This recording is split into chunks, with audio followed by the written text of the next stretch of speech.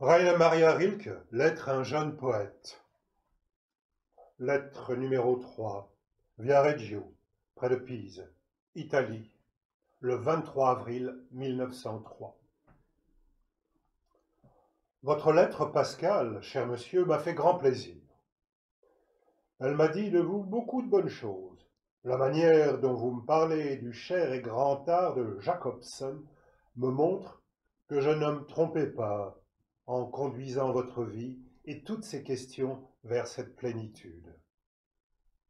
Niels Lehne va maintenant s'ouvrir devant vous, livre de splendeur et de pénétration.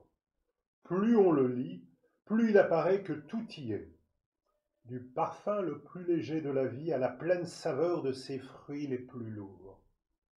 Il n'est rien là qui ne soit compris, saisi, ressenti, et, à la résonance vibrante du souvenir, reconnu.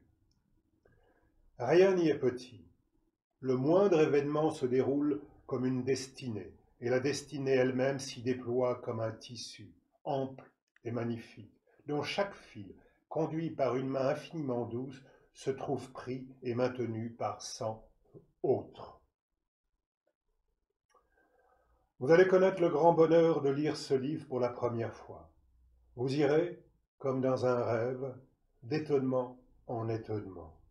Et je puis vous dire que, dans la suite, vous serez toujours à travers ces pages le même marcheur émerveillé, car elles ne sauraient jamais rien perdre du charme féerique, de la puissance miraculeuse de leur première rencontre.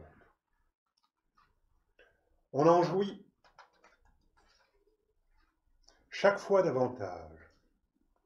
Elles vous rendent toujours plus reconnaissant, meilleur, plus simple de regard, plus pénétré de foi en la vie, et, dans la vie même, plus heureux et plus grand. Lisez ensuite l'admirable livre sur le destin et les passions de Marie Grubbe, les lettres de Jacobson, ses pages de journal, ses fragments et enfin ses vers qui, bien que médiocrement traduits, vivent en résonance infinie. Je vous conseillerais d'acheter à l'occasion la belle édition complète des œuvres de Jacobson qui contient tout cela. Elle a paru en 3 volumes, bien traduits, chez Eugène Diebritz, à Leipzig, et ne coûte, si je me souviens bien, que 5 ou 6 marques le volume. À propos de Ici devraient être des roses, œuvre d'une sensibilité et d'une forme incomparable, vous avez 1000 fois raison contre l'auteur de l'introduction. Ici, je vous adresse une prière. Lisez le moins possible d'ouvrages critiques ou esthétiques. Ce sont ou bien des produits de l'esprit de chapelle, pétrifiés, privés de sens dans leur durcissement sans vie, ou bien d'habiles jeux verbaux.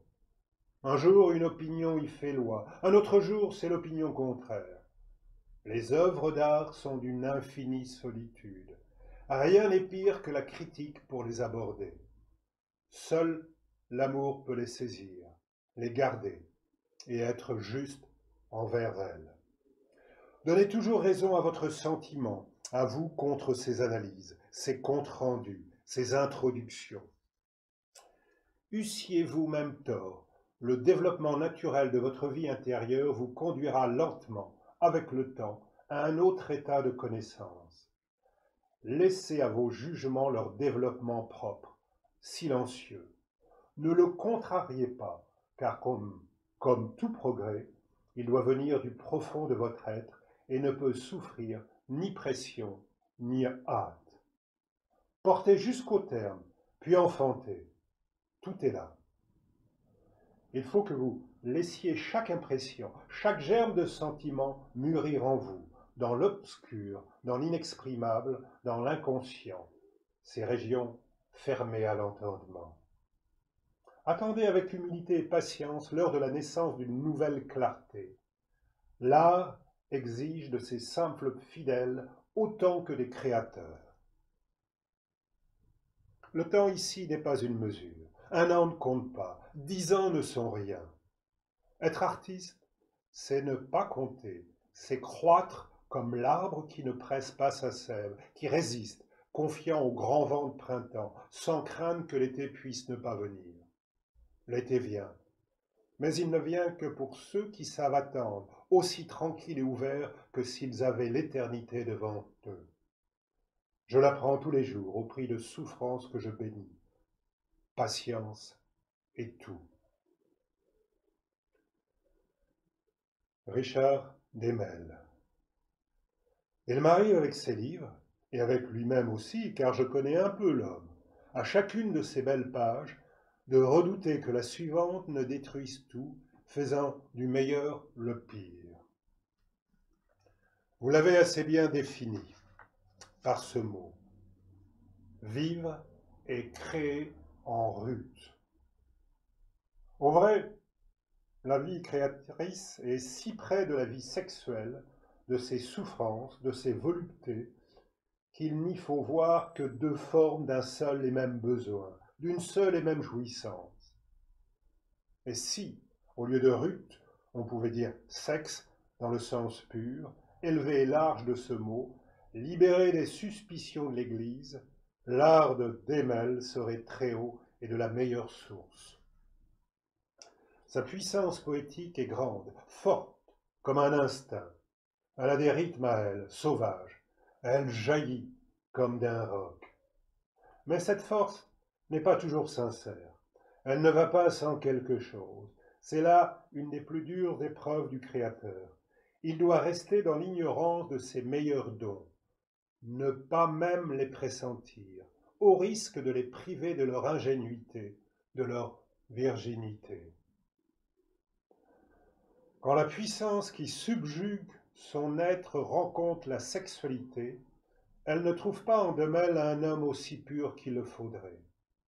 Son monde de l'amour n'est pas tout à fait mûr, pas tout à fait purifié, pas assez humain. Ce n'est que l'instinct du mal, c'est du rude, de l'ivresse, de l'inquiétude. Il est chargé de ces façons et de ces préjugés qui défigurent l'amour. Parce qu'il n'éprouve l'amour qu'en mâle, et non en homme, il y a en lui quelque chose d'étroit, de sauvage, dirais-je, de haineux, de passager.